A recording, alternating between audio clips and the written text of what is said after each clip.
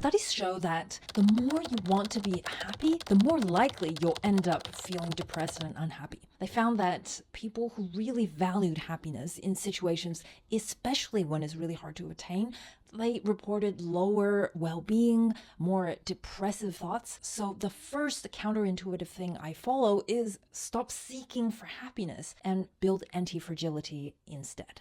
We all know that narrative, right? Only if I had more time, more money, more people around me, more this and that, then my life will be worry-free. But the reality is, things are not always going to be worry-free. Life happens all the time. And happiness usually is dependent on things going right. But anti-fragility is based on when things go wrong, you thrive. It's the idea that when you face stress, not only do you bounce back to where you were, this is resilience, but actually you bounce back and then you're better, faster, stronger. And this is antifragility. This comes from positive psychology as well as Nassim Taleb, who has a whole book written on this named Antifragile. You can check that out and I'll share with you my top 3 takeaways. Oh, and before I give you the 3 takeaways, I want to thank today's sponsor, Scrintal.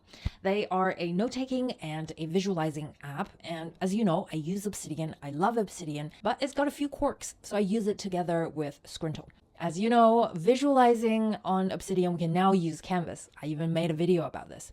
But the problem is we can't embed or publish these Canvas yet. And so I use it together with Scrintal, where it also uses markdown files. I can upload and download them.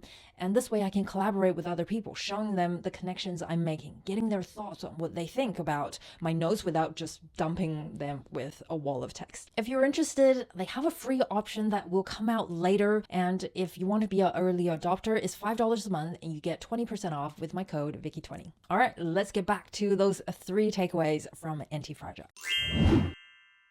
Takeaway number 1 is about respecting the old. Things that are anti-fragile are going to stick around for some time. And Nassim Taleb mentions the Lindy effect. This is a framework on the idea that something that exists for a period of time will exist for another period of the same time. So if an idea has been around for 1,000 years, it's more likely it'll stick around for another 1,000 years. The second takeaway is you can benefit from volatility. Usually we think, no, I want to remove volatility, I want to remove uncertainty, those things are bad, but actually you can benefit from it. And he gives an example of investment. He was a trader before he became a deep thinker and flaneur. And he talks about having high risk, high reward products in your portfolio that's focused on waiting for volatility to happen.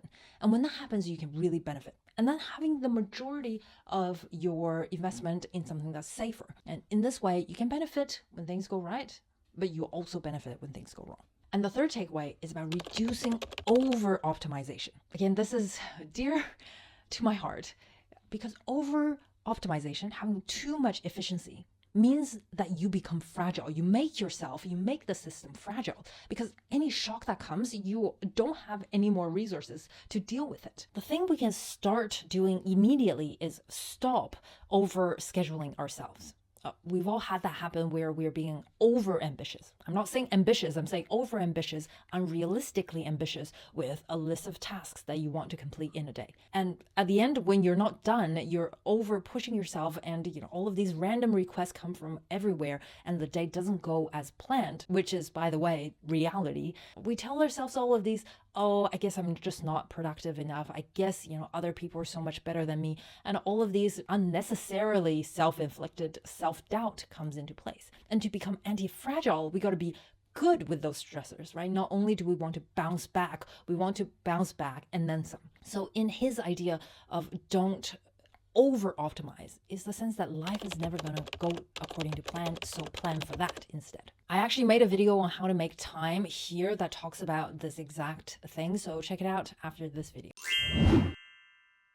And this actually leads me to the next area that is very counterintuitive, which is productivity. And productivity, counterintuitively, is not about doing more, it's about doing less. And by doing less, I specifically mean stop doing the things that other people can also do. This comes from Naval's How to Get Rich Without Getting Lucky. I've talked about it in this video here as well as in the context of tacit knowledge versus explicit knowledge here. And really, I just want to emphasize, knowledge work is not industrial work. Right? We are not defining productivity by how fast can you do a repetitive task. The definition of productivity for knowledge workers is about how much do you generate, how much do you create in terms of idea, knowledge. So innovation here is key. And being able to innovate, being able to come up with ideas, being able to connect the dots, that's the essence of productivity for knowledge workers, not how quickly and how fast can you do something. So counterintuitively, we can't just be doing more things all the time. That's busy work.